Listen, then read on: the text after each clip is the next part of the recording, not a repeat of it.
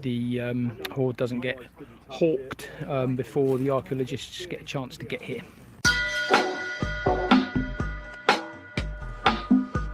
Here's the farmer coming in to bring in a big concrete block to drop over it. Just stop anyone coming back digging it up.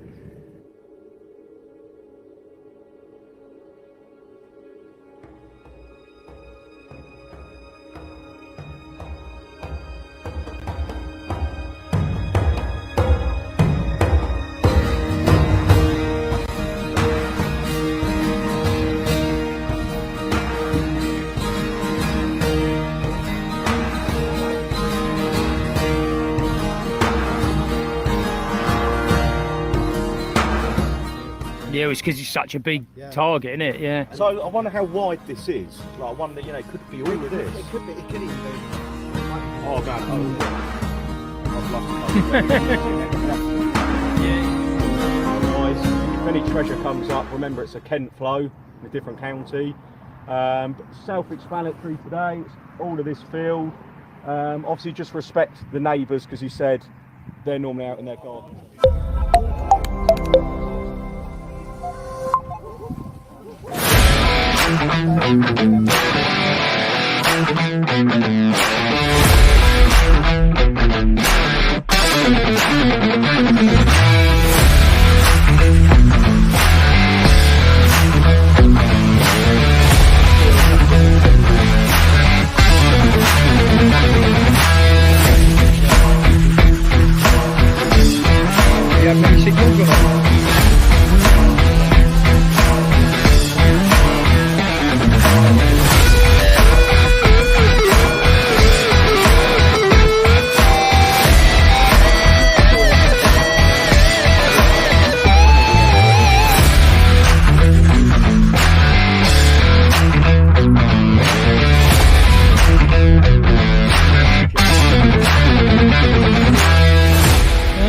A bit of silver anyway. Amazing. All I've got was the flare blade up here and a buckle. I've got a silver coin. Over that side, there's not a lot. Right, when we got to a certain level with that soil behaved differently. It had a different colour to it. Yeah. And I felt that we were dealing with something that was actually placed in situ at that level. Yeah. As opposed to that. Yeah. So which what was over there. So that must have blew your head off. Yeah. But then, so hang on. So you got that over there. That blew your head off. We both got the signals at the same time. What? And then you got this here, and you thought. Because I said I said to him I've got a really high signal, and then you told me you had a really high signal. I said, well, let me know what yours is, and then.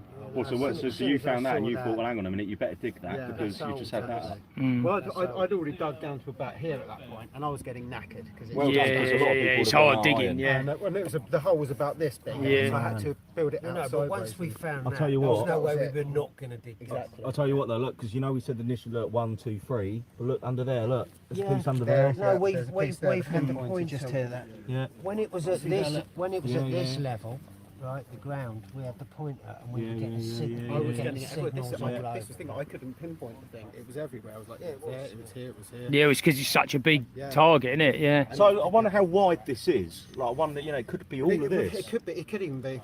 You might even. Oh man, I'd love to come. When this is getting extra, we'll have to put the day off. Yeah, no, absolutely.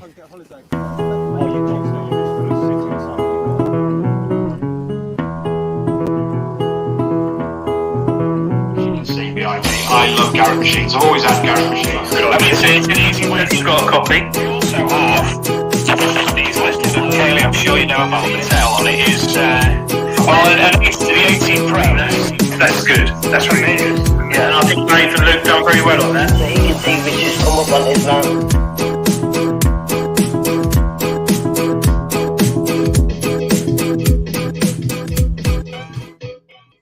Good evening, everybody. Good evening, Adrian. How are you all? Good evening, everyone. Good evening, David. How are you? I'm tired. How are you all? I'm all right. Yeah, I'm good. Busy week at work. But it's Thursday. It's 8 o'clock, and it's the big detecting show. Dave's got a cut on his face that he can't really tell anyone how he got Yeah, it's I hit something at work and something came off and hit me in the face. it. Pea shooters. Yeah. So hopefully your boss isn't watching. Yeah, probably will. Yeah. How are we, mate? Yeah, good. Lot going on this I'll week. tell you what, that's going to have to come off. I'm sweltering. Someone's decided it's that time of the year to put the heating on, even though it's like 200 degrees outside of work still. Outside the house still. Mine's off. But I'm down south, so we don't put ours on till mid-December. That's because you're near the equator, aren't you? Yeah, and it's warmer and nicer down here. That's why the beer's better. But interesting about XP today. It is. Luke, if you've got the video, you can play the video that I've got lined up. XP have released something new. We don't know what it is yet, but they've got this video out.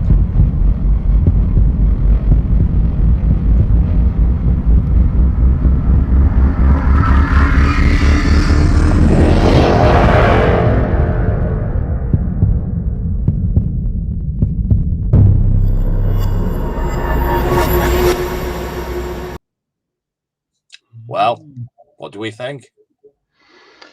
Well, we briefly discussed this. From revolution to evolution is one of the strap lines that's been used. So it is a good machine. Could do a bit of evolving. Waterproof head unit. Is it a new machine? Total new machine. Well, how long since the ORX came out?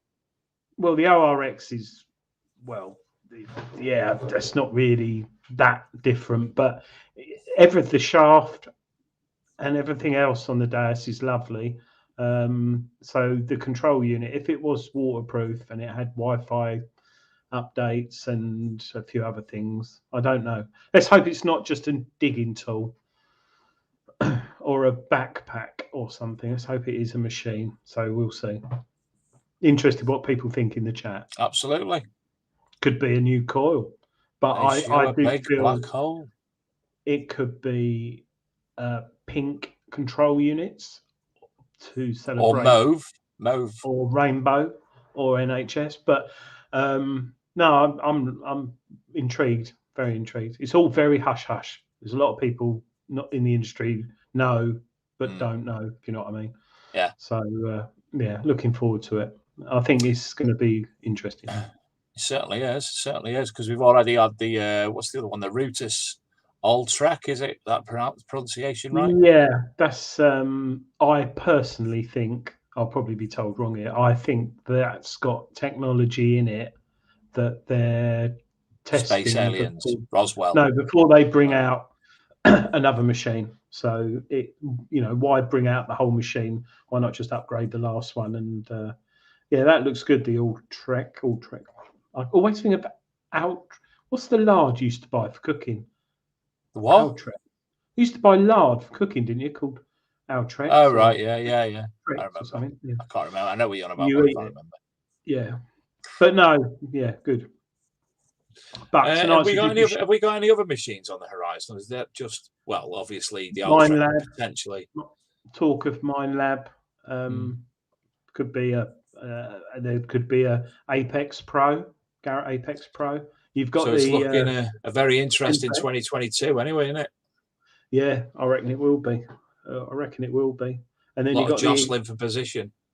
Got the X10 Pro from Quest, which is a cracking little machine that came out a few months ago, or a month ago. That looks really good for a beginner, without a doubt. Quest is X10 Pro. Yeah, that's a cracking little machine for kids and stuff, lightweight, waterproof, and everything. So yeah, a lot. I'm looking forward to it. I'm hoping to get hold of the new Quest pinpointer as well to play with. It does. That looks very, very good. Yeah. Well, we've got a cracking guest tonight, Adrian. We've got lots of things going on tonight. We've got an interesting guest. We've got some prize draws for people who've been hanging out, haven't we, Dave? Yes, we've got 2 prize draws. We've got the Just Detect premium premium membership draw, which the main prize is the Equinox. I'm not sure. Is it the 800? It is. Yep, 800. And we've also got the McGrafter draw, which was a charity one to raise money for.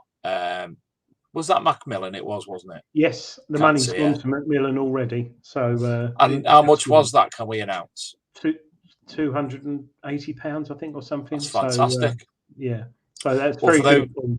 Of those of you watching who have obviously give money to Macmillan via Paul from McGrafter, on his behalf, thank you very much. And we will see round about 9 o'clock the winner of the McGrafter. Very, very, very, very conscious of that. That's a beauty spot. It is. That's what so I thought it beautiful. was. You've forgotten to take all your makeup off. We've also, part of that prize draw is Detectable 2022 tickets, spring, I think, and also composite cleaning pencil kit. So nice little prizes there. It is, absolutely. Well, I hope we've got our guest in the background. Spoke to him last night. All's groovy on that, but Luke hasn't let me know if he's here yet. He is. Good evening, Jez. Hello. Right, Jez? I'm over here. Hi. Here he is. Reverse That's screen. a nice shirt. Very, very, very, very definitely the exact same one as I wore to a wedding last month. Well, I wear these all the time. I've been wearing these since, well, I think 2000. I had to do a Hogmanay gig. And Alistair got me to wear one of these, and I love them. They're great, aren't they? Really comfortable. Absolutely. I couldn't believe how comfortable they are, to be honest. And being fat, the black helped make my physique look quite thin. Disco shirt, but with a historical spin on it, isn't it? Yes, like Jacobean. Yeah. Nice. Very nice. You could lace it up. I like do a shoe. sometimes. You know, it looks a little bit kinky. Leather lace. This is Shirt TV for anyone who's just joined. We discuss shirts on You a did say weekly shirt. basis. You did remember the letter R in that, didn't you? Yeah, shirts. All fashion, you know, all sorts, you know. Well, let's first and foremost, we'll let Jez introduce himself to you. Tell us a little bit about yourself, if you will, Jez. What would you like to know? Things. Where do you get shirts?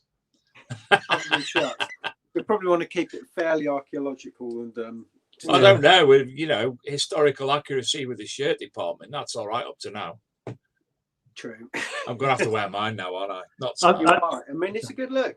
I like it. I think the first thing is, how long have you been detected, and why did you start the hobby, Jez? Well, I started when I was 12. That's probably only 10 years ago. Yeah, about that, I reckon. I think, well, technically that's 30. Is it 30? Yeah, no. Yes, crumbs. 35 years ago. I like you even better now because you're exactly the same age as me, and you said crumbs on live TV. There's probably going to be more of that. It's quite nerve-wracking. I'm used to performing, but this is really quite nerve-wracking, if I'm honest. I don't normally do a lot of talking when I'm just think as yourself of being sat in the pub with two weird people. Yeah, who started bothering you. Yeah.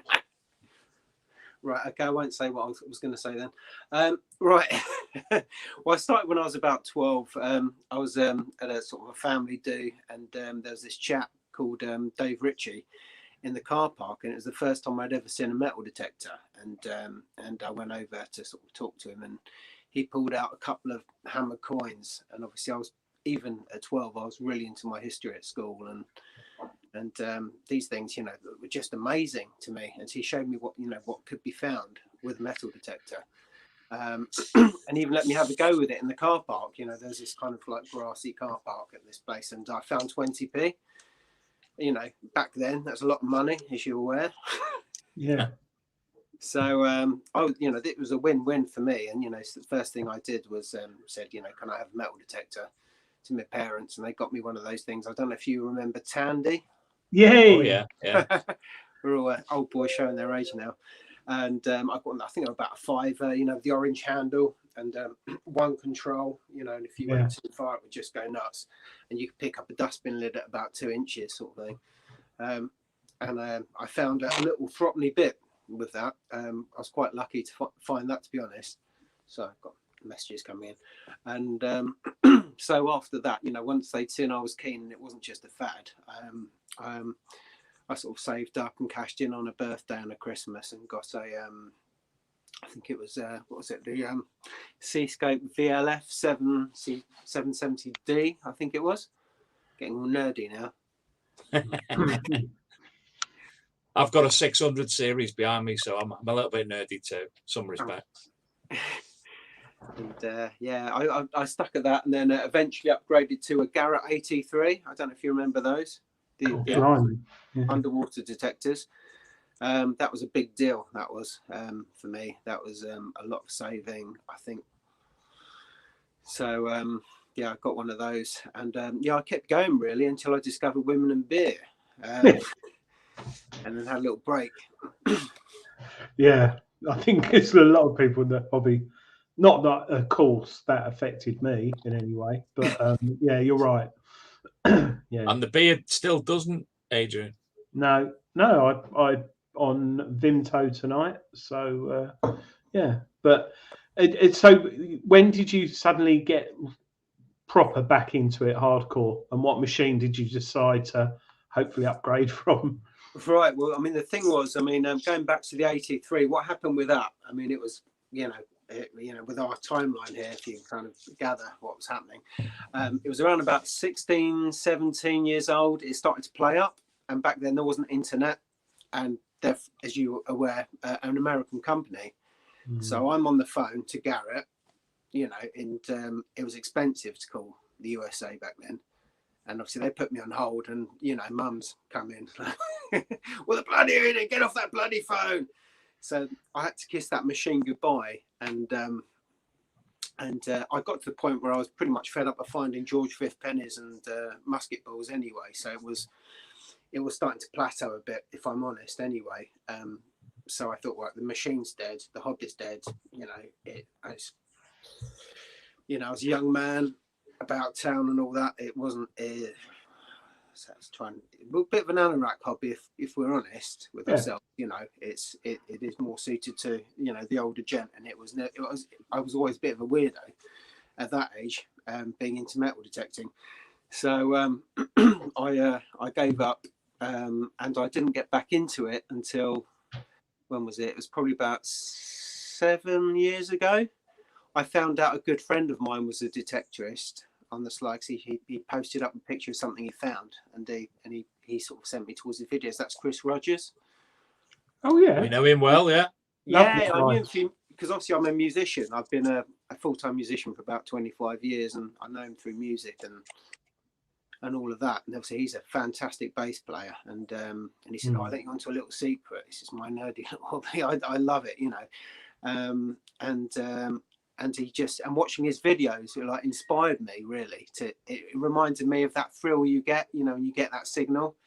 You know, it's like Christmas really. You're sort of you know, just watching his little eyes light up, you know, and every signal he was finding, it just ignited that passion again. I thought, I want to get back into this. So I had a chat with him, and he, you know, he said, well, you know, if you want to give it a go, don't spend too much money. And he suggested a Seascape at the time, the 3MX, which he was using at that time. And yeah, I got in with the I think it's the 3MX, and I stuck with that for a while. And you know, 3 years later, I was still going. So I thought, right, I will upgrade at some point. At that point, a friend of mine that got into detecting hadn't found much. He was doing the usual thing. He was doing rallies, finding tractor parts, and just being quite disillusioned with this whole thing. And I did explain it to him, you know, it's like 99.9% of the stuff you find will be scrap and trash, you know. He said, "Oh, I'm done with it now. Do you want to buy my machine?" So I did him a kind of a part X on mine and chucked him 500 quid. And I got the one I'm using now, the Minelab. CTX? No, God, that'd be nice. I got the Equinox 800. Yeah, we got there. Yeah, it's in your moment. That's exactly the same one as I'm going to win tonight on the premium membership draw. No, I'm going to win that. No, I am. I'm going to win that. I don't need to. That's nice because I know Chris well, and we text now and again. And he's actually in the house. Hello, Chris. We're talking about you. He's a lovely guy, and those who are watching, watch his base videos on YouTube. Fantastic, really, really. I tell you what, they're really good. I think he underrates himself on them. They're fantastic videos on his YouTube channel. Oh, they're really entertaining. I mean, Yeah. there's some great YouTube folk out there doing stuff, but you know, obviously Chris was the first one I saw, and then I started looking at the others, and I thought, well, actually, you know, I think Chris was, for me, was not just because he's a friend, was kind of streets ahead on the comedy and the you know, the enthusiasm and the reality of it. You know, there are a lot of people finding great things, but he'll go out and show it as it is and bring that humour to it. You know. Yeah, it's interesting as well what you said, Jez, about a nerdy hobby, because when I was younger, I used to buy Treasure Hunting magazine when I was probably about 15, 16, but I used to hide it in my bedroom like you would other magazines in the day in case someone came round. So to have Max Power or Viz was cool, but not to have a metal detecting magazine, especially then, because it'd have a man in like a suit with a waistcoat with like a C scope on the front cover, about 68 with a pipe. But yeah, it's I don't think it's like the C scope of a pipe. No, the man with the pipe. But yeah, I don't think it's as nerdy now. I think it's because it's got more technology and stuff, and because of social media, and there's more people. No, like you said, no one posts tractor parts really. They only post the good things, and people see that and think, "Oh, I want to take up this hobby," and then 99% of the time they don't find anything. But you stuck at it, and you did quite well the other week, didn't you? That was a good week. That was. Yeah. Did you want to explain to us where you were? Before you start that, I actually Luke rang me when you discovered it, more or less, and I got exceptionally overly excited and did the small wee for you, and I'm up in like Cheshire.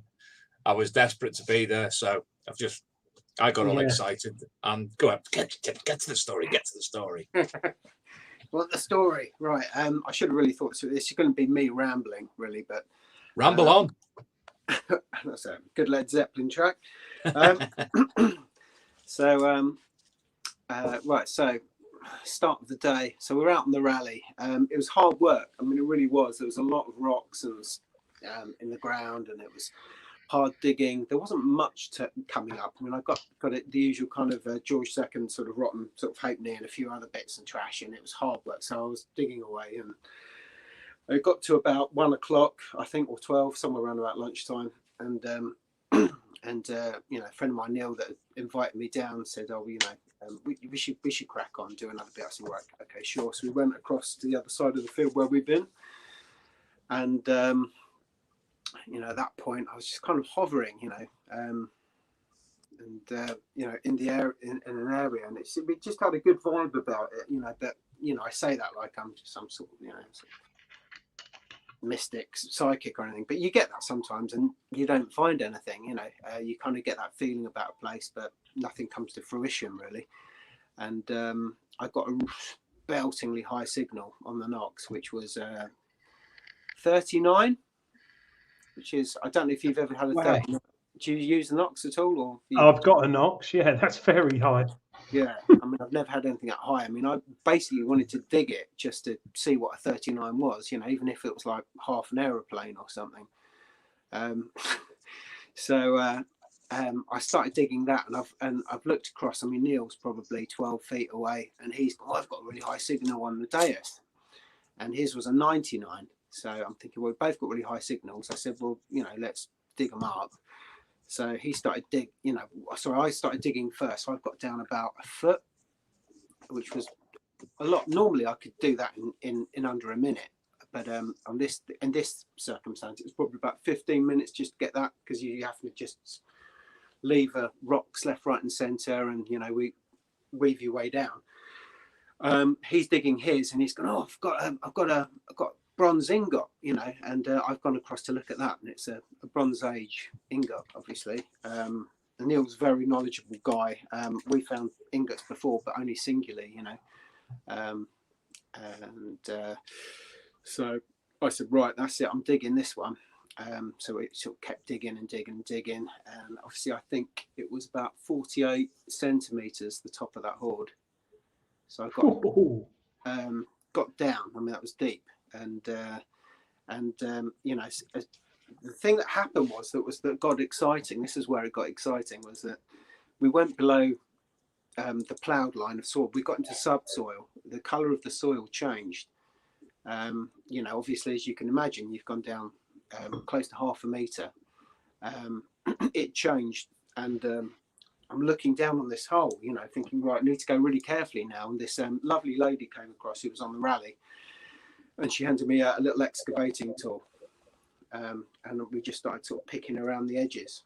And we saw. No, didn't know we found a ring. Silver button, What's going on? There's a video or going on. cufflink type thing, and Yeah, a few coins. Luke's brought the video up to the. He's put the sound down now. Oh yes, it's like a hole I dig for when I go camping to use for something that I won't talk about. Pitching your tent, centre the tent thing. Yeah. Yeah. So is this on the Dages when it was originally found? Let's have a look. I'm presuming so. Yeah, that is. Yeah, that's the. Yeah, of course it is. So what were we looking at in the hole? Oh, you've got two holes, obviously. Well, one was presumably Neil's. That was his ingot.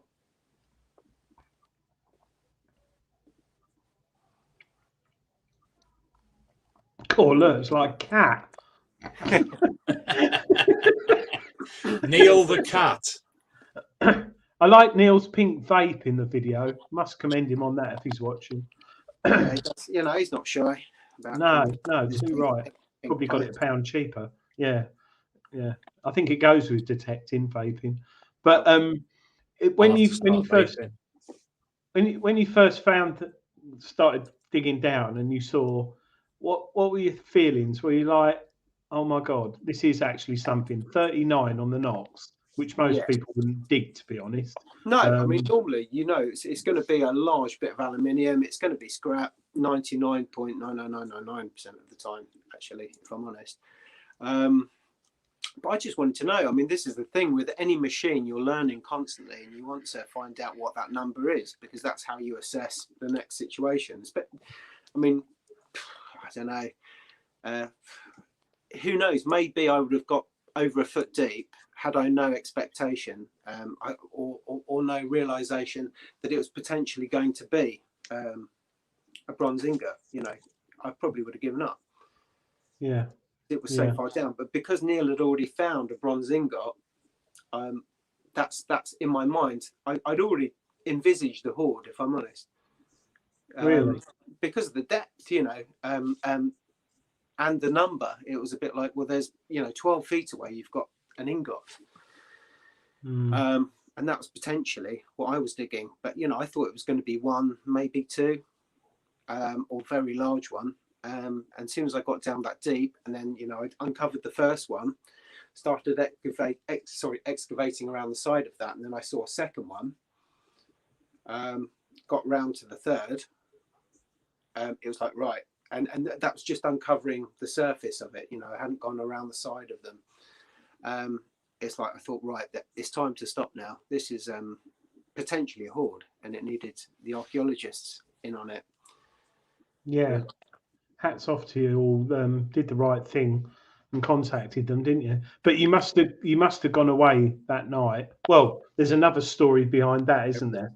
About what happened, if you want to explain. Yeah, it was. We, you know, the thing is, in your head, you think, right, I found a hoard. It's great. You know, the archaeologists, you know, are in. You give them a call. They're in that afternoon. That didn't happen, and so we had this open hole, you know, with 3 ingots, you know, on show, but potentially more underneath, and they couldn't commit to getting anyone out. And everyone's very busy on other things which I won't disclose archaeologically at the moment, and we couldn't get anyone out, and I had a gig to get to as well. So I'd done this thing, and I had to go off and play at the I think it was the Bell over in Beerstead. So So I've kind of had to like dash off and leave this thing, and you know, with the concrete block over the top, and basically then come back and sleep in a field for a week. Are you married, or were you? Yeah, I am. Well, yeah. Were you? she's well, she is very understanding. She wasn't by the end of the week, if I'm honest. So what, you had to take time off work? No, this is the thing. Let's go back a minute, Jazz. How on earth did you break it to her and get her head around that? Because that to me, oh, listen, Flower, I've got to go and stay in a field for a week because I found a hoard. To me, that's how did you get that out? I didn't. Well, this is the thing. It wasn't all me. I mean, Luke was an absolute legend. Luke camped out in the field as well. Yeah, he was texting me continuously till very late because, like, obviously he was bored and he was trying to keep me awake. Did he live off roadkill? Huh? Did he live off roadkill? Because he likes being in the wild, does Luke? He does, actually. I think, if I'm honest, much like myself, I think he was glad to sort of just sit in a field where it's quiet with no kids making noise. Yeah, it was. It was magical, if I'm honest. It really was. I must admit, just sitting in a field, not having to worry about anything, watching when the archaeologists did turn up, watching them scurry away, and the conversation, proper chillaxed. And the weather was all right, wasn't it? It was all right. I mean, it got damp in the mornings and stuff, obviously, with autumn sort of upon us and everything.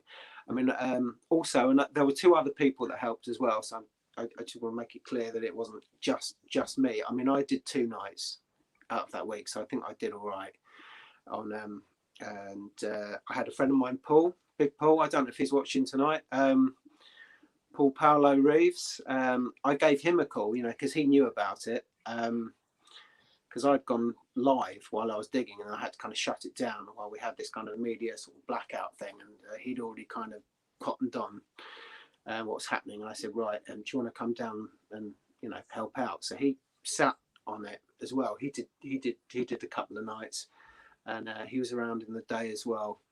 And we had a guy who I've not met called Kev, another big scary fellow, come down. I said he's probably a very nice guy, much like my mate Paul, but you know, there he is. You wouldn't want to cross in tonight, would you? There. Kev, big. Well, Well, Kev, big. Everyone's all right. Well, Kev's scared of me. Confirm the brick is still there. Kev's scared. He won't Exciting tell me times. where he camps anymore. Did you sleep in? Did you sleep in a van, Jez, or in a tent?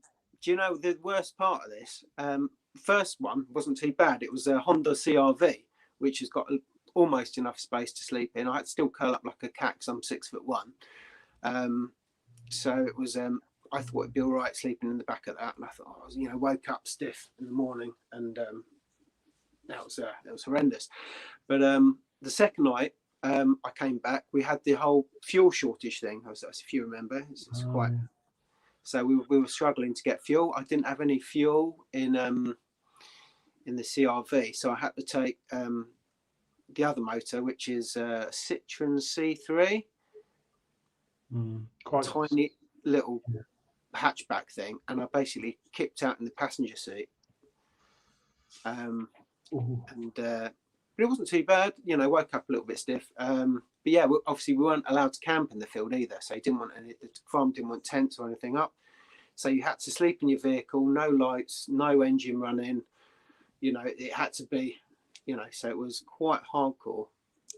What, in like a lay-by or a country lane? No, we initially he wasn't too keen of us being in the field, but he in the end he was like, yeah, fine, okay, you can camp out next to the hoard, just, you know, stay in your car, no lights, no commotion, which is fair enough. He doesn't want anything being, any attention drawn to that spot, because he's had trouble before, I think, just because of its location. Did you have any nighttime visitors of any variety while you were there? Probably Niall. badgers. But I scared them off with my badger. Look, it's the thing. I thought it is a big badger. But no, we did have. I said nothing.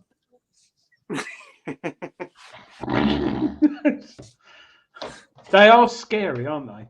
Oh, yeah. Well, I think Paul had a load kind of rampaging past him. He thought they were wild boar. I said it was unlikely. I need to Google it. I haven't. How many people get killed each year by badgers? Because I think it's seriously high. We're talking in the hundreds. You reckon? Oh, I had one chase me the other month, and when it was dusk, and it frightened the life out of me. I thought it was a rabbit because it was about 100 foot away, and as it got closer, I was like, "Whoa!" They're tough. Yeah, they're tough little critters. Yeah. So you slept in your car for 2 nights, and you were helped out by other people as well. Niall was there, was he? Niall was as well. So you had Niall, Luke. I mustn't forget Niall. Niall did a night as well. Niall, Luke, Paul did a lot as well. Kev did one, and we kind of, we tried to cross over, but there were, we can say it now, obviously, because it's done and dusted. There were periods when we couldn't get anyone out. We're working. I've got kids. Luke's got kids. People have got jobs. It was unattended. But I'd say 90% of the time we had people on there. A friend of mine, Paul, had 2 detectorists, or no, it was 3 actually. 3 detectorists turn up on the field while he was guarding it. What, night hawking? Day hawking, but they weren't day hawking because they had permission to be on there. So it became really awkward. Did they say what's that big concrete block doing in the middle of the field? No, this was the thing. They were kind of looking past it, like, there's a Bronze Age ditch over there, like behind. But they weren't even acknowledging the fact that he was stood next to this concrete block. And he said to him, I'm guarding a site of, that's scheduled to be excavated by archaeologists at the moment. So you're going to have to sort of sling your hook sort of thing. I mean, obviously, I feel for him. I also feel for them because I think they had permission to be on there.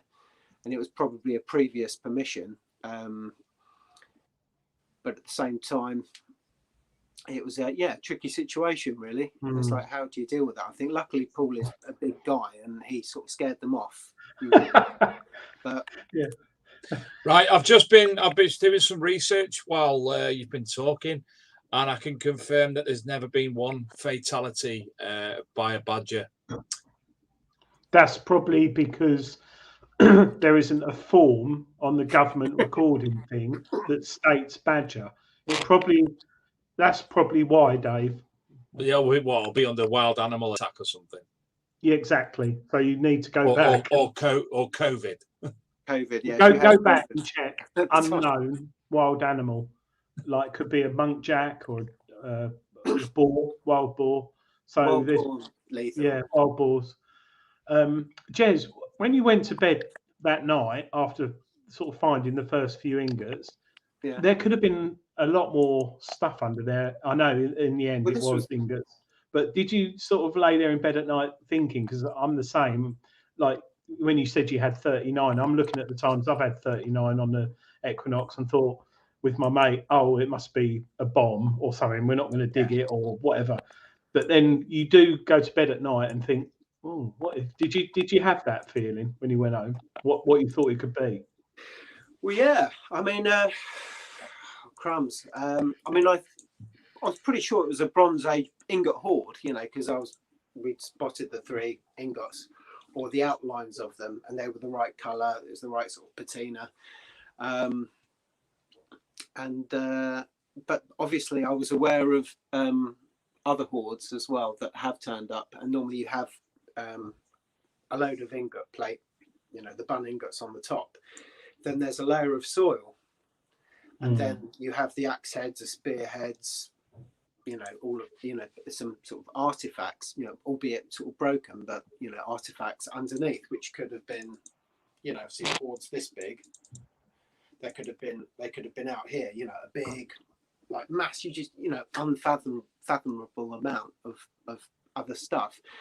And this was my worry as well with the concrete block, because the concrete block was yay. I can't get my arms into the shop, was yay big, and someone could have dug down the side of it and hoiked that lot out, you know. It was a worry. Yeah, but in the end, the archaeologists did turn up, and how long did it take them to finally unearth all the ingots? And how many were there in total? It was 39, but it was 40 with the one that was obviously knocked off with a plough to the side of the hole that Neil discovered. So it's 40 in total, and it took from, I think it was about 8:30 in the morning to about 7 at night. Wow. There's a lot of recording. I mean, the thing with it was, you know, they were all, soil samples were being taken. I was there, you know, for a good part of the day, you know, measuring out and popping the pole, you know, around. So we had to measure each corner of each ingot. It had to be recorded, then carefully lifted, pictures taken, excavate down next one. So I mean, the whole point is it can be put together, you know, accurately as an entire hoard. Wow. And I think we've got to say thank you as well to Alex Bliss, who used to be yeah, I mean, it was a tough day. Yeah. I think Luke's got some. He's got a second video lined up for us now, which shows the actual archaeological excavation and such like. Where the two tapes intersect. Okay. And what I need then is somebody in the trench with a holding the business end of the tape measure over the features I point out. Okay. We all clear with that? We all good with that? Jez. Yep. I'd like you to do the hold the end of the tape. It's like a game show. Let's step forward. Stand with the ranging pole. So I will point. So, Dad, if you can. So what you're gonna need to shout out, Dad, is two numbers to me. Okay.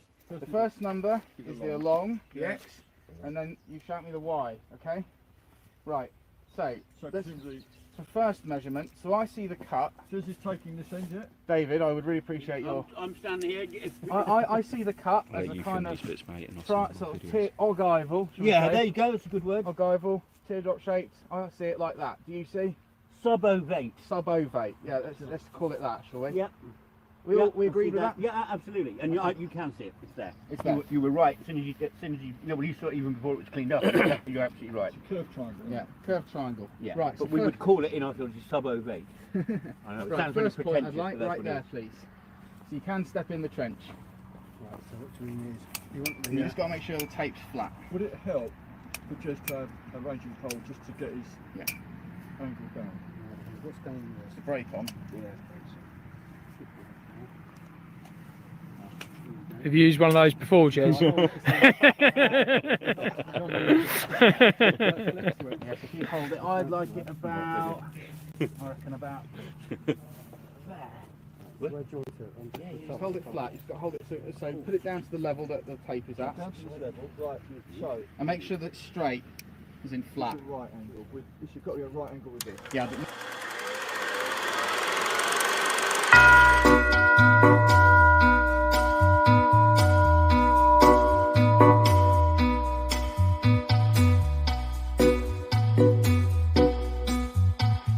What's going on? Gold's heavy. No Heavy. way! Heavy. No. Archive, mate. I need to wet myself.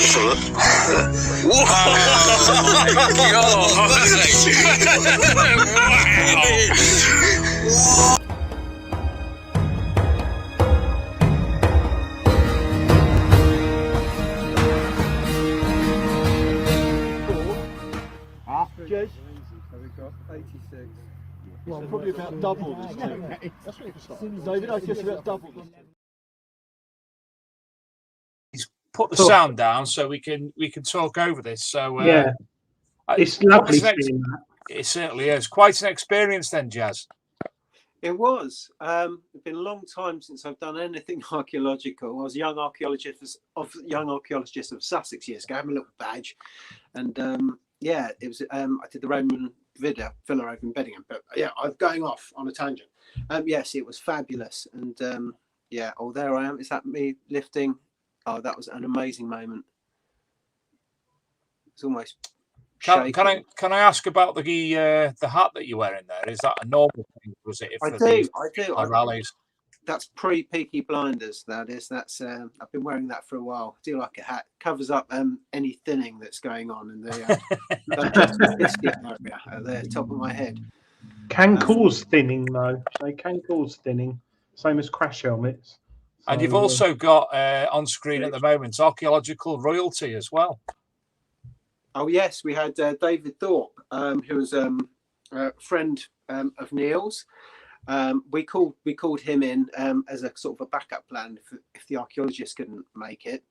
I think that sped things along a bit, which was good. You know, they said no, it's all right. Yep, we've got it covered. We're on our way. But he turned up anyway, which was nice. It was nice to have him on board as well. It's fascinating to see. Obviously, I've been involved in archaeological excavations in the past, but not of something that a metal detectorist has discovered. And this, I'm sure, Jazz, it adds to the knowledge of history in your local area. Oh yeah, I mean this, albeit this is slightly outside of Sussex. You know, we jumped the border into Kent here, where I think Bronze Age is more commonplace. You don't get too much in Sussex, but it's certainly broadened, you know, and it sparks an interest when you find something as well, because you want to know more about it. So all of a sudden, where you knew something of an era, you're discovering more, you know, and more from the archaeologists, and you know, that hands-on feeling. There I am with an ingot, and it was just amazing, you know, touching it, you know, for the first time in potentially, you know, 3,000 years. Wow. So what did one of them ingots weigh about? Similar size to similar weight to?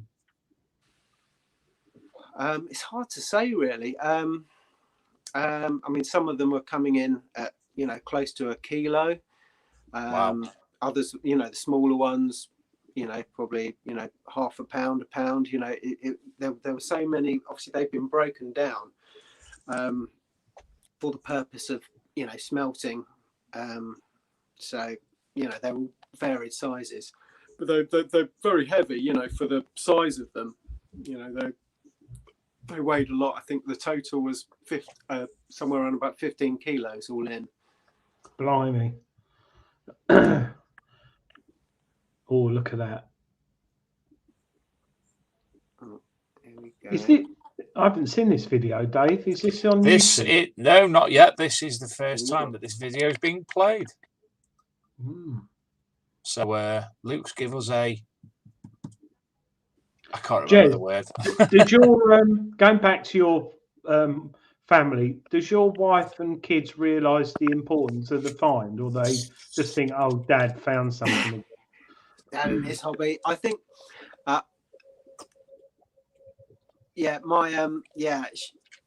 partner, she's she was a bit miffed losing me to the hobby for a bit, but she's got a keen interest in hobby, not in the hobby, but in archaeology. So I think she realised the importance of it. It was just got begrudgingly so. It was a bit like, oh, you've got to do what you've got to do, but it's annoying. I've just got to point out here, that's the first time I've probably seen Luke without a cap, and definitely the first time I've seen Luke without a shirt and tie. Yeah, he has got hair. There is some there, isn't there? You know, grey in a bit, isn't he? You got the same shirt on again, Jez. That was it. Yeah, that's my gigging shirt. This is my smart shirt. This is what I wear for special occasions and work. Town shirt. Yeah. So yeah, look at the weather during that dig. This is the other thing as well, which was infuriating about, in a way. I had to go and do this dig, right? And they said it would be wrapped up by midday or something. That's what we were expecting. And I had a funeral gig to go to, so I had to go perform at a funeral. And there was no way I could get out of that. You know, death is a very final thing, and for me it's more important than weddings. You only get one funeral, so I had to go off. So I was all kitted up in my shirt, ready to go, and I had to go. I missed the last few ingots, They were still going when I left. Wow. And, Now, Luke told me that they were coming to the end of the taking out the ingots, and I think it was Tom Trussell said to Niall about changing the frequency of the route to Salter 71, and it was at that point that where they thought they found everything, they found more. Yeah, I can well imagine. I wasn't there for that. It was it's still upsetting thinking about it now. And I was at this gig, you know, having to be professional, just thinking, I want to be at the bloody dig. I want to be at the dig. So if that was the case, I missed out on that bit. But even so, you know, you've found a hoard that many people will find a hoard, but not many people will find a Bronze Age ingot hoard. No, this is the thing. I mean, there's a lot of things on my bucket list. Even the amount of time I've been detecting, no gold coin, various other things. No Celtic stuff, and it jumped straight to a Bronze Age ingot. And that's the beauty of it. Is that you just don't know what you're going to find. You've got these things in your head. I'd like to find this. I'd like to find that. But the best thing you can do is just dig everything and surprise yourself. Well, when you talk bucket lists, Jazz, I went out with Shane, Staffordshire Searcher, on Saturday, and two of his detecting friends, Steve and Ron. And basically, as soon as I got there, he gets out of the car, getting my gear set up, and Ron's got a signal, and there's two beautiful Roman coins come out the hole. So I'm like, oh, I'm getting Roman today. Yeah, I found two 1800 coins. Excuse me. He had loads more stuff. He had a silver with potentially gold gilding on it. What they called pendants. Lots of other lovely things. Steve, he was only there for 2 hours, but he had multiple coins and other things, and army badges, cap badges, shoulder badges. Shane finds lots of things, and I'm just finding bits of window frames. And I was getting to the point where I was like, I'm going home. I've had enough. And Shane says, just come up here, do this pathway. I found a couple of musket balls up there. You know, you've got to find musket balls. You always find musket balls. Let's go up there. Off we go up there. I walked on the way down this path. It's at the edge of a field, the public footpath thing.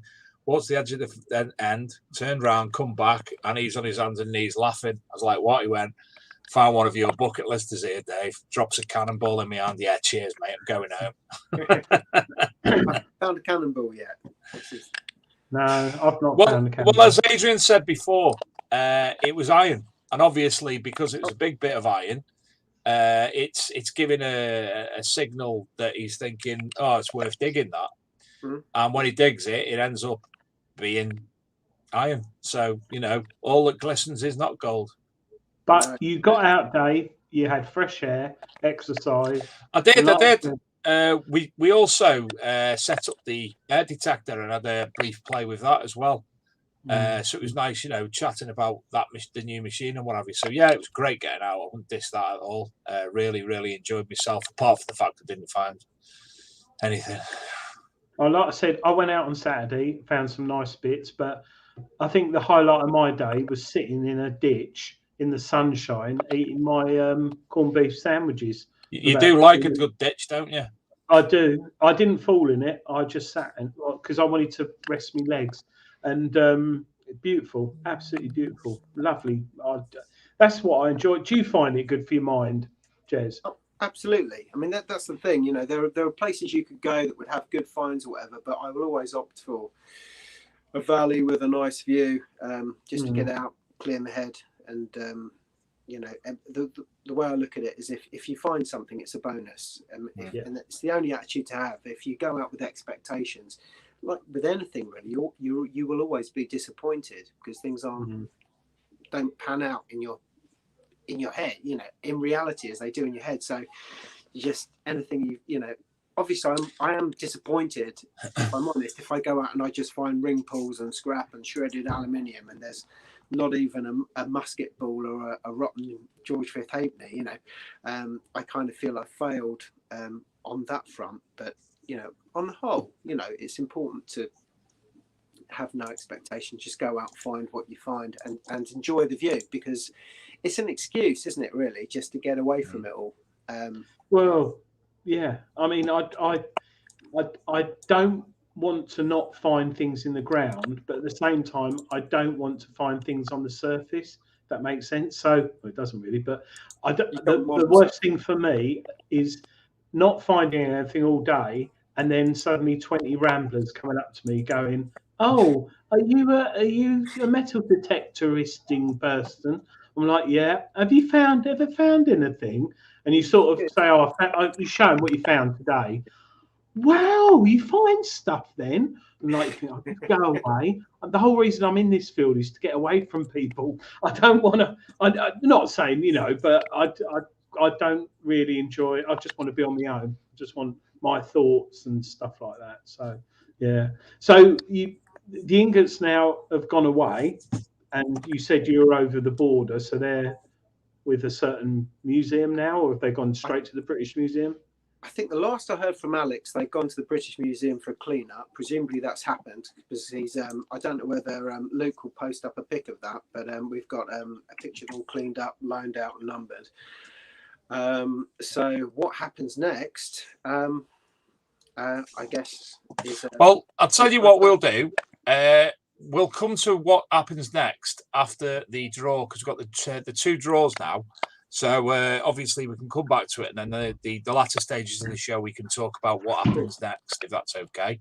So Luke, if you could share the screen, please. Right. So Just Detect are also now proud to announce that they are officially sponsored by Minelab.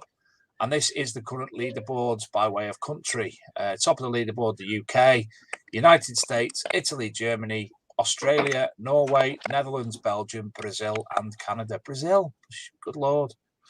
And the leaderboards for finders, people who've logged their finds, Jason Jones is still top, running away with a mammoth 302 from John Slade, Sav, Joe Rossi, Joshua Pierce, Andy 60, Relic Hunter, Metal Detecting Buddy, and somebody I can't see.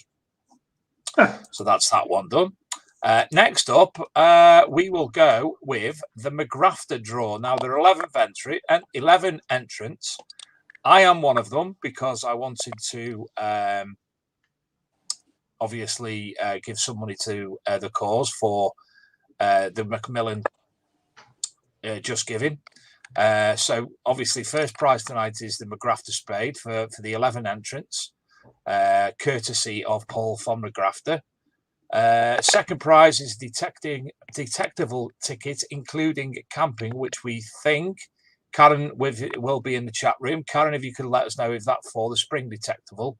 And third prize is for the composite cleaning pencil. So without further ado, where's my name? I haven't seen my name. I took it out. Can't. I entered. Oh, you were in there.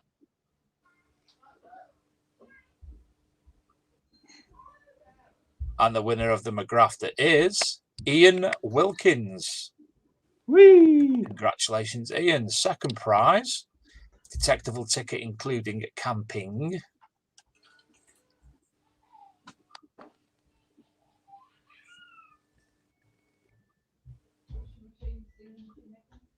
is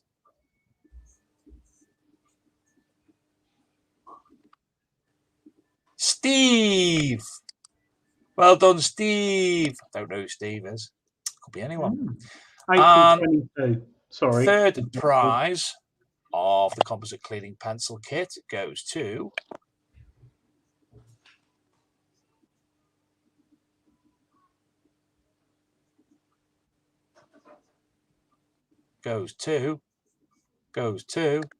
Steve Brown. So the winner of the McGrafter Spade, Ian Wilkins. The detectable ticket for April detectable, including camping, in Steve. And the composite cleaning pencil kit is Steve Brown.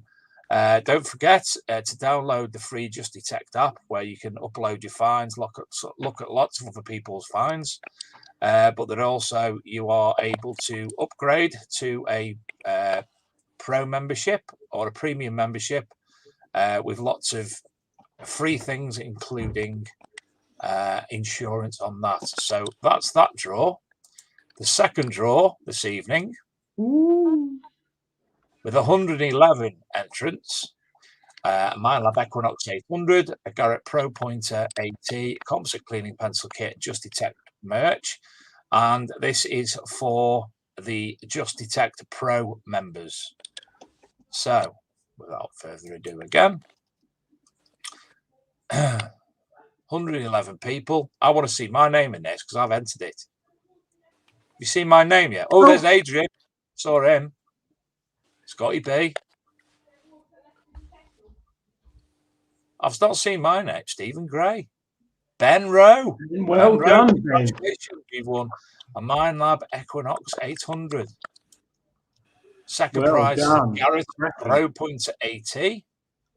I want to win this. I haven't seen your name again. I'm not seeing my name again.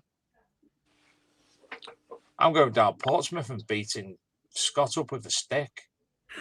Dan Spencer's even in this. What does he need being it for? James Sanderson, congratulations. You've won a Garrett Pro Pointer 80. Third prize is a composite cleaning pencil kit. If you haven't got one already, go and get one. Cleaningpencil.com. Lovely website he's got.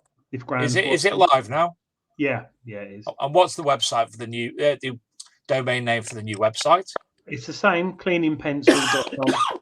Marvelous. And the winner of that is Luke Chiara. It's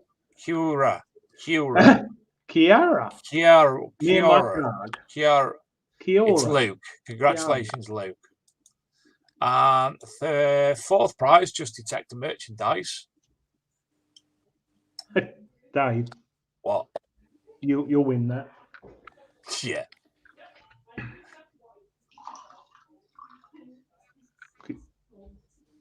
Extra small t-shirt. Oh God. Oh, it's Juventus in Vivo. And the winner of the Just Detect merch is Jevgenij Nikolajev. Jevgenij Nikolajev. So, first prize, congratulations, the Minelab Equinox 800 to Ben Rowe, the Garrett 8 Pro Pointer 80 to James Sanderson, the composite cleaning pencil kit to Luke Chiara, and the Just Detect merch to Jeff. Congratulations. And thank you to Just Detect for allowing us to run that on the show. Next week's prize draw, it'll be back to the normal one, where anybody who has the Just Detect app can draw. So there you go. And there's a new website. Look at that. Isn't that sexy? They've got a new the cleaning fluid now. The coin, and they got that storage box kit, which looks really good. Yeah, they've got some nice bits on there now. Looking groovy. Oh, look, that gets me so. Have you got one, Jez? A cleaning pencil? I normally just use an artist brush. It's probably a lot quicker with the cleaning pencil, isn't it? I have a few friends that swear by them, so I should get one. I should join your competitions, really, shouldn't I? It's chuffing therapeutic. You think well, you could buy one therapeutic? They're only £6, which is like almost the price of a pint and a packet of crisps nowadays, isn't it? So it's down south, yeah. I base everything on alcohol, or a cheap bottle of red wine and a Kit Kat. But yeah, yeah, no, we all. I tell you, this is what I love, right? Do you remember at school you used to have those old pencil cases? Yeah. And then you open it up and you've got all your stuff in there. Look at that. I get so excited when I open it up. Yeah. Yeah. It's just perfect because it all fits away and the housing manager doesn't moan because I can hide that. There's pencil everywhere. Or she goes to get a pencil and ends up getting a cleaning brush instead. She did try to write a check to the milkman with the cleaning pencil about a year ago. And I sort of was going like that with it like, you know. But yeah, no, it's hidden away now secretly. Keep it in the sock drawer. So, Jez, back to the Hoard. What's next? What's next in the process? Well, do you know what? I've not found a hoard before, so I'm awaiting some instruction. Really, I'm guessing at some point what happens is it's valued, and then it's offered out, hopefully, to local museums to the area. So probably Maidstone, Canterbury, places like that. But I don't know what happens then, if it's something they choose they don't want to purchase, or this is the thing. In your head you kind of think, oh, it'd be great to find a hoard, but you never really think about, you know, what happens. Yeah. Really. And I don't know either, if I'm brutally honest. I've come to this interview without the bloody Scooby-Doo. Well, we've got some updates from Alex Bliss that Luke's going to bring on screen, and we'll be able to see. We'll be able to see what's what on from Alex's perspective currently. Yeah, Luke. He's very good on it. Luke. I know. You muted. There we go. Further update on the hoard. An unexpected surprise today as a few colleagues generously volunteered their time and expertise to help XRF analyse a few of the ingot fragments. This is to examine their composition. This is a totally non-destructive process with no impact on the ingots themselves. We will only attain a very basic understanding of the composition through XRF analysis in their unclean state. However, it is worth mentioning that further down the line, this could develop into a more in-depth study looking at where the ingots were sourced from. 4 ingots were selected for analysis in this fashion, the detailed results of which will be compiled in the write-up. Our broad understanding based on the preliminary analysis is that the 4 ingots selected all appear to be pure copper, meaning not bronze. Otherwise, this would have tin in them.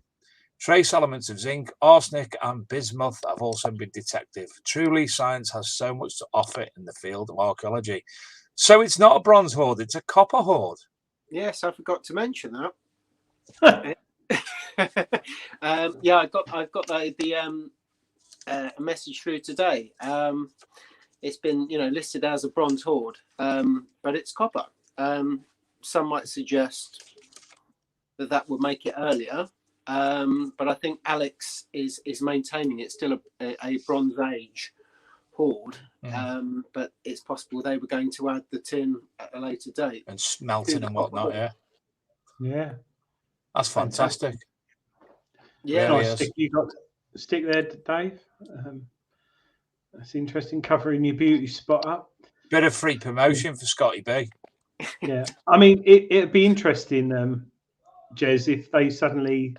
Because it'll go to the museum and, like you say, and then the treasure committee, and if no one wants it and you got it all back, it'd be quite interesting what you do with it. I mean, you'd obviously put it in a case on display, but I doubt you will get it back. Oh, I could personally, I'd have to polish. I've one in the raw state and I've one polished next to it. Or you could melt them all down and make an equinox out of them. Bit heavier than I'm used to, but well, I've got funnily enough, talking about this, I would not dream of doing it with a hoard. It would be sacrilege, with a hoard with provenance that it's got in the records. It should be on a display, really, possibly erected in a glass case. I mean, that would look amazing. It would make a great feature. But a friend of mine does bronze casting, and we were going to make an axe together because I'm sort of a bit handy with an axe and whittling and that sort of thing. I do a bit of woodwork. Been doing that for a long time, and I was going to make the handle shafts for it, and we were going to recreate a Bronze Age axe. It really inspired me to do that, but obviously we'll be doing that with copper and tin and not the Bronze Age hoard itself. As cool as that would be. Possibly what the Smith would have wanted to happen to his hoard, but that's something we will be doing. I don't know, but as far as the hoard itself, it's I suppose there's the issue as well. 50% of it belongs to the farmer, so I'd have to purchase his side of it Yeah, well, have it. worry It's about my that. stuff, which my other half would probably hate, you know. Yeah, Don't sell them. new car next year, or purchase an ingot hoard. Yeah. Yes, yeah. I mean, I'd like it to go. I mean, I'd love it to be public. You know, I'd love for it to be something that everyone could go and see. If it went to a private collector, that's probably politically the best option outside of the museums, really. But have you been detecting since? Yeah. What have I found? A load of rusty old aluminium. Not rusty. It doesn't rust, but I just found a load of old scrap. It's been a bit of an anticlimax. The curse of the bronze, or the copper, should I say? Curse of the copper. That sounds like, you know. Something, Yeah. Were you in any way tempted to go and have a shufty about and get there sooner than the archaeologists?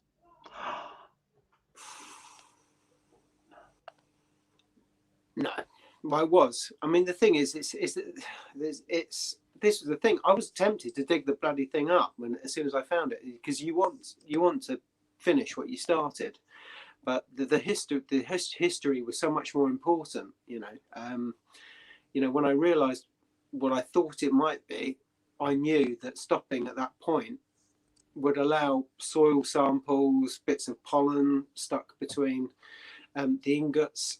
We could have got, you know, the amount that's possible now to be found out is immeasurable, really. So no, really, I get yes and no, really. You've got to resist those urges. So as well as obviously what you've just discussed, what other advantages do you think that the archaeologists brought to the table? What the advantages? Well, obviously, excavating it properly for a start. You know, I mean, that was a long process. It was a long day. Everything was recorded. It came out. They can reconstruct that hoard now. They can find out how the hoard was placed, whether it was just thrown in there, you know, which might suggest that, you know, someone was, you know, having to flee, fight or flight situation, kind of stash their goods and run, or whether it was placed in what has been suggested is a more kind of religious ceremony, where it was very carefully, orderly placed in the hole. You know, and like I said, with the you know, they can take pollen, mollusks, all sorts from that. Copper is a great preservative, so you know, we can find out about the landscape and learn more from it, really. You know, an artifact on its own is only so good.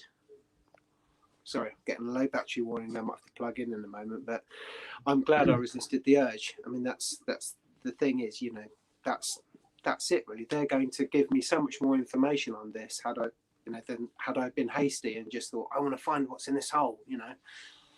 Yeah, I know what you mean. But you could be a DT expert now with Mine Lab, probably. They'll probably be after you now. Yeah, free stuff. I'm up for anything they can give me. A CTX would be nice, but Luke has already warned me that they're not too forthcoming. And I had threatened to say I found it with my C-scope VLF. No, you're Tandy. You're Tandy. It was the Tandy one. Wouldn't that be lovely? See if Tandy will give you any free stuff. Get some. Yeah, do they even exist? This is the thing, you know. It's like, you know what? You've made me think now. There must be somewhere on Google image search a Tandy logo where I could get a T-shirt made saying "sponsored by Tandy Detection." I'm going to make one. Because I want one. all joking aside, they were very good at anyone who's not heard of Tandy, in the 80s, they were like the #1 electrical store for gadgets. They were Maplins. Yeah, Maplins. Yeah, they were like the old day Maplin, and every school kid was in there. I think they were the first ones to have a video camera recording on a screen, so everyone's outside the shop going like that. Look, I'm on telly. Look, youngsters won't understand this, but no. They were revolutionary, and they did have some metal detectors, and they were pretty awful, but they did work a little bit. They actually, you know, you could find stuff like you did. But I did, but it was about 1 millimeter below the yes. Yes, there's certain ones on Amazon now with a different brand name we won't mention that are similar to that. But Tandy in its day was fantastic, and I think I think I'm going to be sponsored by them going forward. I'm going to Google tonight what happened to, because it was predominantly some very innovative but quite that CB radios they had. Yeah, that's true. Yeah, they had all the stuff, walkie-talkies, all the things boys dream about. Calculator watches that weren't as good as the Casio ones. I'm getting excited thinking about Tandy. Oh, Everything that a man wants, did you just say? Yeah, it was everything. Did they sell cake? No, but therefore you were wrong. It was that feeling. Therefore you lied. In 1982, you lied to me, Adrian. When the new Argos catalogue came out, it was that exciting. It's just like when the new Argos catalogue came out, and you went, "Oh my God, look at the size of that Skeletric." I bet you Luke never once got excited about the Argos catalogue. You bet what? Luke never once got excited about the Argos catalogue. No, Luke probably didn't. But yeah, sorry, I'm rambling on. But I'm thinking about Tandy more than ever now. Oh, the old days. Do you remember the old days? Yeah, cool. Do you remember? Oh, when I was a lad. No, it was. We were talking about this earlier, Dave. It was different when we were younger. I wonder what badger tastes like. Luke, have you had badger? Because you like roadkill. He will comment. He will eventually. Oh, he's done it in a private chat. Yes, he has. What does it taste like? Oh, mum. Did you hear what he said then, Adrian? Nothing. I didn't say a thing. I think he said something that began with M. He said it was grim, very hard to chew. Right, I'm just going to plug my phone in. Sorry, I shouldn't have had that last thing there, should I? He's just achieved legendary status there, hasn't he? Yeah, Jez, that was good. That was good. Oh God, he could come back to our pub conversation again. Yeah, I'll tell you what, Jez. Thank you for coming on the show. We haven't finished yet, but you've got good Wi-Fi. You've got a good quality phone or camera or whatever. It's phone, I think. And it's always nice when we have a good guest on the show, and they're not constantly buffering, are they, Dave? Well, Adrian, the good thing is that he had the common sense to ask me to contact him beforehand to make sure everything ran right. Well, it's not Sensible. many people who stream on a Tandy phone. So that's handy. I picked up in the 80s. Still working. Amstrad. I was a C64 man. Well, we hope to. Again, yeah, we're not finished yet, but we hope to have you back on if that's okay, Jez, when everything's concluded. Of course, yeah, I'd love to. And then we can obviously discuss all the information, and maybe even if he's willing, we can get Alex on the show as well to discuss it from the archaeological perspective. Ooh, yeah. That'd be nice. But watching everything that was happening there, I bet you learned a hell of a lot of new things yourself that hopefully in the future, when you do discover something, will help you in your getting it out the ground. Excavation, that's the word. Yeah, or the lack of, which has proved, far more interesting, just leaving it alone. And this is the other thing I'll recommend to other detectives as well and the mistake that I've made over the years is just avoid cleaning stuff. Really, the horror stories that I've got to tell and others have as well. Soaking it in vinegar and stuff like that. Give it a scrub with a wire brush. Just sometimes it's best just to step back and think. Just especially with coins as well. With you want something that's pneumatic. Like a drill. Not pneumatic, like what I mean. The other thing, yeah, you want, just generally leave things alone. Get it out of the ground if you have to. But I'll be honest, Jez. If ever I'm in a position that I would need to clean something now, I'd phone Graham Dempsey up straight away and ask him. Yeah, even if it was cake. I would have get cake out of the ground. You might. You never know. Someone might have buried a malt loaf in 1947 in a tin. I'd eat it. I found tea bags from World War II, all sealed. Tea rations. That was a great find. Really? Yeah, I've made. Wow. Why do I find shit and you find tea bags from the war in a tin and ingots? I'll make you a cup of tea. Cool. I'd drink it. That's pretty cool, actually. That is pretty cool. But this is the stuff like that. This is it's the surprise. I mean, it's one of the things that I kind of that made me kind of just walk away from detecting when that Garrett 83 broke was, you know, the same old stuff. You know, you get sick of finding that, you know, like I said, the halfpennies and the musket balls, and you think, well, I found loads of these, and all of a sudden something really weird will just turn up, and you just interesting, and it just sparks your interest and imagination. Even if it's tea, it's just just different, isn't it? You're right. Anything historical. I'm like any person our sort of age. World War II for me always gets, because I can picture it more. Tangible. It's your parents' generation or grandparents, I guess. Yeah. So anything World War II, 303 bullet or whatever gets me excited.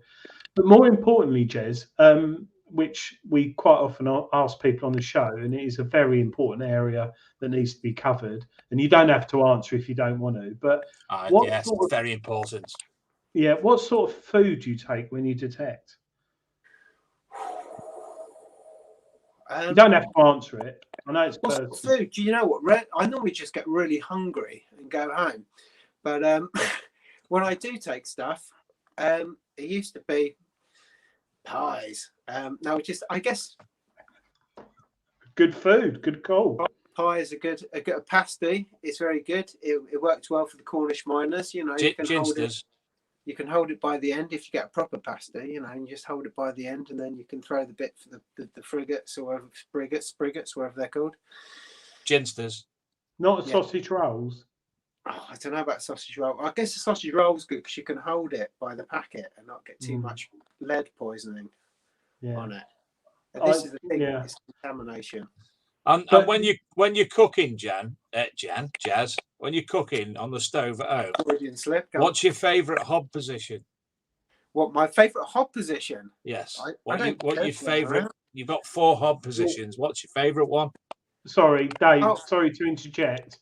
Have you got gas, electric, or the other flash one? Halogen. I've got gas, but I'm a far left. You know. Good lad. Very much like me. Same age as me. Same hob position. Ginster pasties all day long. Yeah, I like Jess. You want to keep it away from the kids as well. You know, you put it at the back. You know, far left. See, told you. Not quite as far left as you know. Why? See? Sorry, why far left and not top right?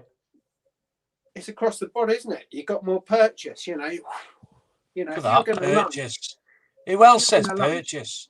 No, top right's better because you're away from over the other pots and pans. But your right arm comes round to it instead of being knocking all the other stuff that's there on your right. You know. Are you left-handed, or is it? I mean, if you're right-handed, it's like you know you're going to. Actually, very good question. You raised there. Left or right-handed? Are you left or right-handed? I'm right-handed. Okay. As am I. Why are you left? Yes. Says everything. Luke's asked me to read out something. He says, big thanks to Alex Bliss. He did what he did for free. Jez is a great example of a decent detectorist and proof we're not all rogues. And Alex really stepped up with advice over the phone on the day, with no one else available, through to coming along with his expertise to excavate. Big up to Alex Bliss. Well, yeah, definitely. That's a massive. Do you know what? I assumed that he was being paid in some sort of archaeological. I guess they get paid occasionally, but I mean, I mean, what a thankless task. I mean, that was a big deal for him as well. He also, I know what he's come away from as well, which is a bit sort of hush hush, but yeah, I mean, massive respect to him for that. If he did that for free, that's a hard day. That's his. That's you know. I know he gets on great with Luke, and at the end of the day, you know, something like that. It's how many other bronze ingot hoards is he gonna dig up? True, and it was untouched. I mean, that was the thing. Literally, we just brushed away the mud from the top of it. So it was, in many cases, you know, someone's already pulled a few out and an axe head and thought, well, I've got 5 or 6 finds here, I better stop. Yeah. It was virgin, really. So it was. I can see the interest from that side, but even so, to come out unpaid to something like that, and he'd come a long way, also, Yeah, hats off to him. Well done. Absolutely. And to you, Jez, not only on a great find, but doing everything the right way. Well, yeah. I mean, it's you've got to try, I guess, and we are in it for the. I mean, it's not just the treasure; it's the history, and yeah, another thing that I should probably bring to the fore was when I sat out there, I think it was close to it was an equinox date as well, and the moon was pretty much full on the night that I was there, and it was just conversing with history, sat on this find. It's kind of connecting with it. It's really I don't want to get all gushy over it, but it's. You can gushy if you want. I don't want gushy on the show before. That'd be something we can play repeatedly if you want to get gushy. breaking down. But it was just it's just and you dig up a find and you're the first person to see that or feel that find, and it's just been blocked. Sunlight hasn't touched it. Now the human hand has touched it, and all of a sudden you found it. It's just and it's amazing. So this thing was uncovered in the ground, and I'm sat there at night, imagination running wild, on a full moon with badgers terrorizing the countryside, and it was just amazing. And although it's 3,000 years ago, like even if you took the average age to like 50, that's not many generations back. I could be related to whoever stashed it, or more likely related. I think we're all related to William the Conqueror if you go back even that distance. So the gene pool gets smaller and smaller the further back you go. So it just got me thinking. It's true. Everything I dig up, I think, how did that get there? Yeah. And who dropped it? Was it? Yeah. I found a toy car from the 1940s at the weekend, and I was thinking of a young boy in shorts. No, that sounds really wrong. I thought of a young child dropping it in the field, playing or whatever. There's no coming back from that. I generally think who's buried this shit on the land. No. Someone's lost. COVID cough. COVID. Sanka, you're dead, man. Why did I think of a young boy in shorts? I don't know. But why are you still going on about a young boy in shorts? Just leave it. Cotton. They weren't leather or anything. Can we stop now? It's not lederhosen or anything, were they? Well, listen, Jez, it's been absolutely fantastic having you on the show tonight. It's been a pleasure learning about everything. Obviously, seeing the video of the excavation, it's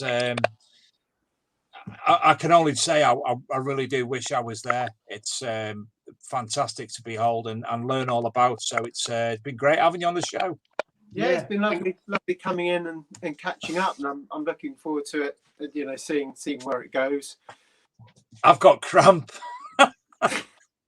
He always has a medical condition on the show, whatever it is. It's for attention, Jez, don't worry. He does it all the time. He does it, especially even worse when it's women. But no, and I'd like to thank in a women pool. I'd like to thank you for coming on, Jez, and also Luke for filming a lot of it and all the other bits and bobs that he's done, because it was lovely to see it on Peaky Finders, like the stages that Luke did, filming the archaeologists and everything. It was really good. So well done, but great. It's a pleasure. Absolute pleasure. Well, we haven't got anybody lined up for the coming weeks. I've been at work every day, so I've not had opportunity to sort it, but I've got a list of names written down that I need to contact to get put into place. So we will have a show next week as ever. We just don't know who yet. Chris Rogers playing bass guitar. Quickly, Jez, what do you play? I'm a guitarist. I play an extra 2 strings. Or 2 extra strings. But Chris He's is very good. nimbly fingered. Very nimbly fingered. Shorts. Anyway, we move on. No, lovely meeting you, Jez. Anyway, and It was. do you go on the Peaky Finders rallies a lot? Digs a lot. Do you know what? This was the first one that I've been threatening to attend for ages, but because of the nature of it, it's weekends, and I work weekends, and I was still gigging like on the day of the dig. So it was the first one I made it to, but because it was local to there, I said, well, I'll do that and I'll go on to the dig. So I keep missing out. I'm hoping over the winter that I'll be able to get out on a few more, you know. I've got sort of lots of, you know, friends within and around sort of the Peaky Finders and all that, and I'd like to get out more and be more social. Yeah. Work on my social. Hopefully I'll meet you one day. I'm not too far away. I live in Essex, so I'm not too far away. And I hope to meet you as well, but I live like loads of miles away. No. Mind you, saying that, Adrian, I was thinking before. It's like a 4-hour drive for me to get 4.5 hours drive for me to get to a Peaky Finders event. The Americans drive days and days to get to places, don't they? Yeah, but they don't have the M25 and the M11. Yeah, fair play. So, yeah. Right. Thank you all for joining us tonight. Thank you to Just Detect for allowing us to put their drawers on the show tonight. Thank you to Luke. Do you remember you were saying about him?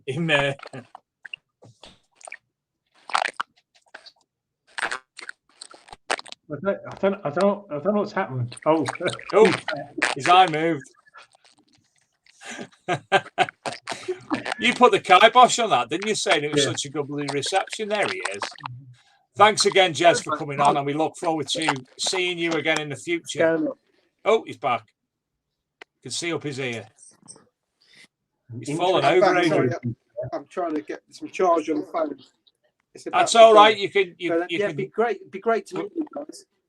Excellent. So it'd be brilliant to have you back on the show in a very near future as well. Can I just say, Dave? Yeah, love to, people like and subscribe to the new YouTube channel, Big Detecting Show, and like on Peaky Finders, please, because it helps. Because we get about £4,000 a month from it, YouTube, don't we, Dave? So it helps towards us. We don't. So what you mean? We pay £4,000 a month? Yeah, we pretty much do. We don't get any money for it. But yeah, so just click that like button or dislike if you're sad and you like moaning about things in life. Yeah, stuff like that. Thank you again, Jez. It's been a pleasure. Thank you to everybody for watching, and to Adrian, and of course Luke up in the cloud in the sky. Thank you, everyone, and see you next week. Good night, Jez. Good night, everyone. Good night, Adrian. Bye. Good to meet you guys. Take care.